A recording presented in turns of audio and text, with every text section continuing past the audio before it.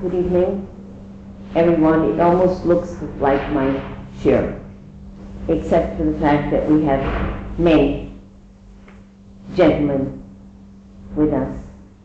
Usually we're only ladies, so welcome special to the gentlemen. I want to dedicate this evening to Moshe's mother, who passed away. And because of her life, the children are, the children exist, and her legacy exists. So the mourners should be comforted at the gates of Zion, and only blessings should come to the family from her passing. Amen. Listening and connecting to the inner voice. So this is exactly what my inner voice told me I have to do. Obviously, when a month and a half ago, 2 months ago, we made up the title of Listening and Connecting to the Inner Voice, I had absolutely no idea that this was going to happen, and we're going to move into that direction at this particular moment. But this is just how Hashem does things. He wanted something special done in her memory at this particular time, and I guess it's my zchut at this moment to be able to do that. And even though I didn't know her, the idea is that we have neshamas, and all of our neshamas are with us at all times. And even though we may not see them, they certainly see us.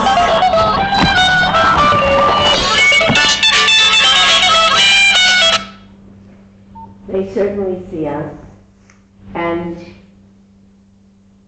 the special of all this is that I would really like Moshe to be here, because he's never heard me teach and he's never heard me lecture, but also that is predestined.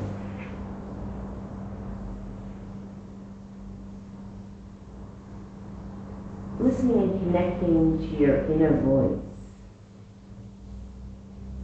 is something that basically we do every single moment of our lives, and we have absolutely no clue that we do.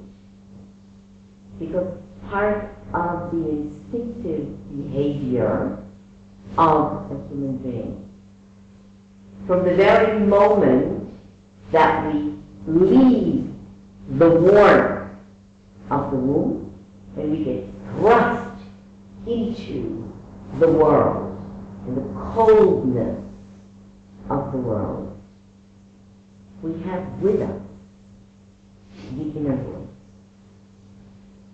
Now, the interesting thing about the inner voice is that every single one of us can connect to it. Every single one of us can hear it.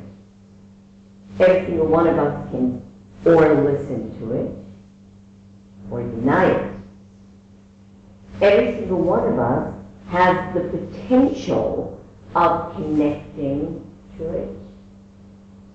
And every single one of us has the potential of disconnecting from it. The question is, as everything else, choice.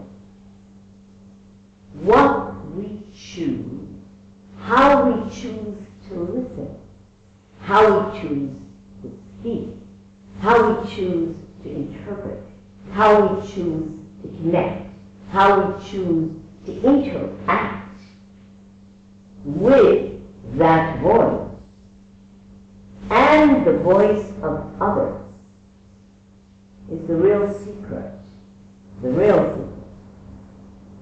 of human interaction. You're sitting in front of my exhibition. You're looking at 30 years of work. You're looking at a minuscule amount of the language of my inner voice. Because every single solitary thing that you see, everything that you hear, everything that comes out of my personal creation, let's say, as an artist, is very, very connected to that inner voice. When I look at somebody, they don't have to say one single word. My voice will immediately say da da da da da da da da da da da da da da da da da, and give me a whole scenario of who that person is, what that person is, what that person needs, what he doesn't need, all kinds of things. Sometimes I listen. Most of the time, I don't. Sometimes I take that listening and I overthrow it with my reasoning, because I'm a very reasonable person and I live in a very reasonable world, and everything that we do is very reasonable apropos our lifestyle and the way we have been and are conditioning ourselves. The condition of humanity, the condition of whatever is going on in our mind, is something that we created for ourselves. We come with a package. The package has all kinds of stuff in it. What we decide to do with that package, how we decide to section off that package, is our business. That is the great, incredible thing of the inner voice. The inner voice has at least two voices. One that is, I'm great, I can do anything, I can overcome anything, everything is wonderful, and everything is positively perfect. And then there is the other voice that says everything is terrible. Just, oh my goodness, why did I even get up this morning? I have so much to do. I'm so overwhelmed with the whole day, and how am I going to cook, and how am I going to clean, and how am I going to go shopping, and how do I make that phone call, and what did I do here? Just, okay. And then there is, of course, the third voice.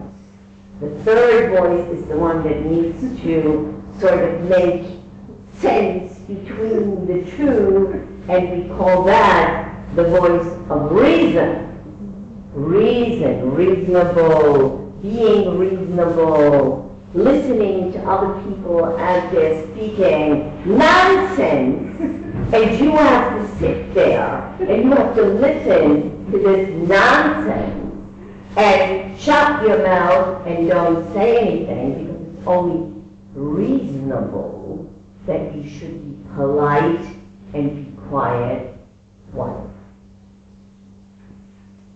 While my inner voice is going on inside my head, open your mouth, say something. You can't possibly not answer this. No, don't answer this. Because the minute you answer this, you're going to be in a lot of trouble. But it's just absolutely not true. There is the internal dialogue going on, but on a continual basis. I'm taking one little itty tiny example, but this goes on. Which pair of shoes should I wear today? Should I wear the ones that are shiny, that have a lower heel, or should I wear the ones that have the higher heel because they're more elegant? What would be appropriate? Blah, blah, blah, blah, blah. Do you understand what I'm talking about? Okay, and this kind of stuff goes on every single moment of your existence. And you go along with business, and you take it totally and completely for granted, and you pay it no mind. In most of our lives, we go along day after day after day after day without paying any attention whatsoever to what is really going on. Comes one fine day.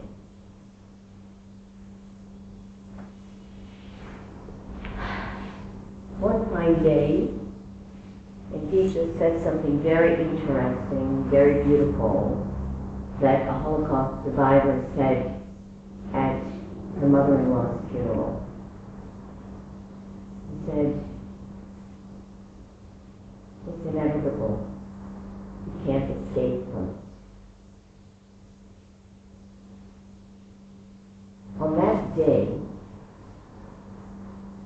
at that moment, that hour, is when you connect, reconnect to that